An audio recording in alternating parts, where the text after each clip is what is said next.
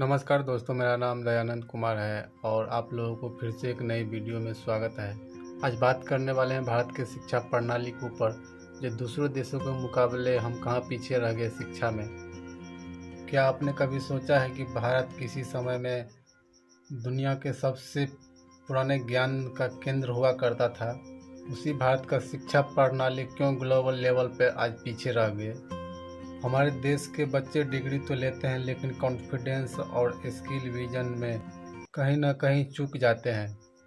और आज इसी सच्चाई के ऊपर बात करेंगे खुलकर, दिल से और बदलाव की उम्मीद के साथ। आज वीडियो की शुरुआत करते हैं आप लोगों से। हमारे यहाँ बच्चा स्कूल जाता है, किताबें रटता है, परीक्षा देता है और फिर भूल जाता है।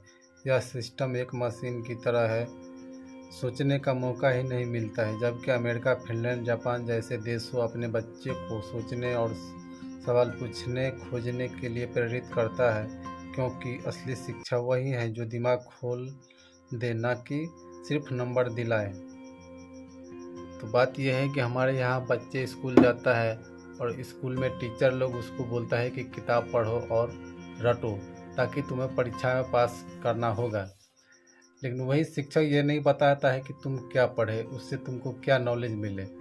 लेकिन दूसरे देशों में ऐसा नहीं होता है। दूसरे देशों में जो पढ़ाता है उसको प्रैक्टिकली करके भी दिखाता है और समझाता भी है। लेकिन अब अपने भारत में ऐसा नहीं है। अपने भारत में सिर्फ नंबर का गेम होता है पढ़ाई में भी, कि तुम्हें इतना नंबर लाना है, तब जाके तुम आगे बढ़ पाओगे। और आगे बात करते हैं।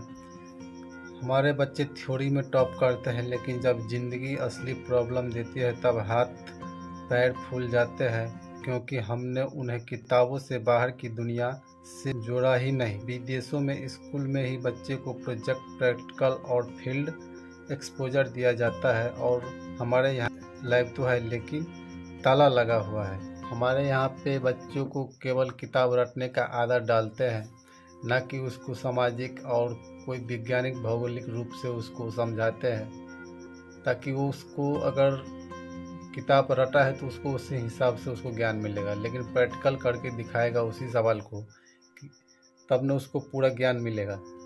लेकिन दूसरे देशों में ऐसा नहीं है। दूसरे देशों में जितना पढ़ाता है उसको प्रैक्टिकल के हिसाब से, समाज के हिसाब से उसको इम्प्लीमेंट करके दिखाता है, समझाता है, क्योंकि उसको पूर्ण ज्ञान मिले। और बच्चों को क्या चाहिए? सीखने की आज़ादी। लेकिन हमारे स्कूल क्या देते हैं? नंबर का डर। 99% लाओ वरना फेल हो जाओगे। क्या ज़िंदगी सिर्फ नंबर है? विदेशों में बच्चे को फेल होना सिखाया जाता है ताकि वह दोबारा उठ सके और बेहतर कर सके। यही तो असली शिक्षा है।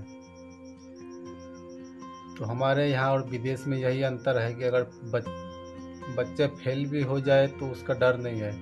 तो हमारे यहाँ क्या है कि तुम फेल हो गए, पढ़ने का तुम्हें कोई अधिकार नहीं, तुम पढ़ने लायक नहीं हो। विदेश में ऐसा नहीं है। विदेश में जानबूझ के फेल किया जाता है कि फिर से तुम दोबारा रिपीट करो और अपने मानसिक संतुलन को बेहतर करो पढ़ाई शिक्षा में, तब जाके आगे बढ़ पाओगे। लेकिन हमारे यहाँ ये सब नहीं है। हमारे यहाँ केवल नंबर का डर दिखाया जाता है कि तुम इतना नंबर लेके आओगे तब तुम पास हो जाओ। और इसका समाधान क्या है? अब सवाल है, क्या हम कुछ बदल सकते हैं या नहीं? हाँ बिल्कुल। रट्टा हटाओ, सोचने दो, किताब से बाहर भी सिखाओ, कोर्स अपडेट करो, टेक्नोलॉजी से जोड़ो, टीचर्स को ट्रेनिंग दो और सम्मान दो। और सबसे ज़रूरी, बच्चे को सवाल पूछने दो, क्योंकि सवाल वही पूछता है जो आगे बढ़ना चाहता है। ये तो सबसे ज़रूरी है कि जो रट्टा मारता है विद्यार्थी किताबों में, उसको हटाओ और उसे अच्छी तरह से समझाओ कि तुमने क्या पढ़ा। केवल किताब में पढ़ने से, अक्षर पढ़ने से तो ज्ञान नहीं मिलता है। उस अक्षर का उसे ज्ञान होना चाहिए कि उस अक्षर में कौन सा शिक्षा छुपा था। दूसरी बात, किताब में जो लिखा है उतना ही शिक्षा नहीं होना चाहिए, उससे बाहर का भी, वातावरण के हिसाब से भी शिक्षा होना चाहिए। और हर एक किताब में जो सवाल है उसको अपडेट होना चाहिए, तब जाके बच्चे आगे पढ़ पाएंगे, उसको दिमाग का डेवलपमेंट हो पाएगा। और दूसरी बात, टीचर्स को ट्रेनिंग होना बहुत ज़रूरी है, क्योंकि अगर आप विद्यार्थी कक्षा पास करके अगले कक्षा में जाता है तो उसको तो परीक्षा देना पड़ता है, लेकिन वही सेम स्किल टीचर के साथ भी होना चाहिए। क्योंकि साल भर नहीं तो 2 साल पे उसका भी ट्रेनिंग होना चाहिए कि तुम पढ़ाने लायक हो कि नहीं हो। और ज़रूरी बात यह है कि टीचर को ये बनता है कि उससे सवाल पूछा जाए और बच्चों को सवाल पूछने का मौका दिया जाए, ताकि बच्चे के दिमाग का, मस्तिष्क का डेवलपमेंट अच्छे से हो पाए। विश्व का केंद्र हमारे भारत की ओर बना हुआ था शिक्षा के मामले में। कभी हमारा भारत पूरे विश्व का शिक्षा में नंबर 1 हुआ करता था। वो दिन फिर से आ सकते हैं, कैसे? लेकिन शिक्षा को आज के ज़माने के हिसाब से ढालना होगा, क्योंकि असली पढ़ाई वो है जो ज़िंदगी में काम आए, और बदलाव की शुरुआत आपसे हो सकती है। अगर पेरेंट है, स्टूडेंट है या टीचर है तो बदलाव के लिए तैयार हो जाइए, क्योंकि भारत का भविष्य आपके हाथों में है। शिक्षक है या स्टूडेंट है या पेरेंट्स है, अगर ये तीनों चाहे तो क्यों नहीं बदलाव हो सकता है? ज़रूर बदलाव हो सकता है। भारत अवश्य 1 नंबर पे शिक्षा पे जा सकता है, लेकिन इस पे केंद्रित ध्यान नहीं देता है।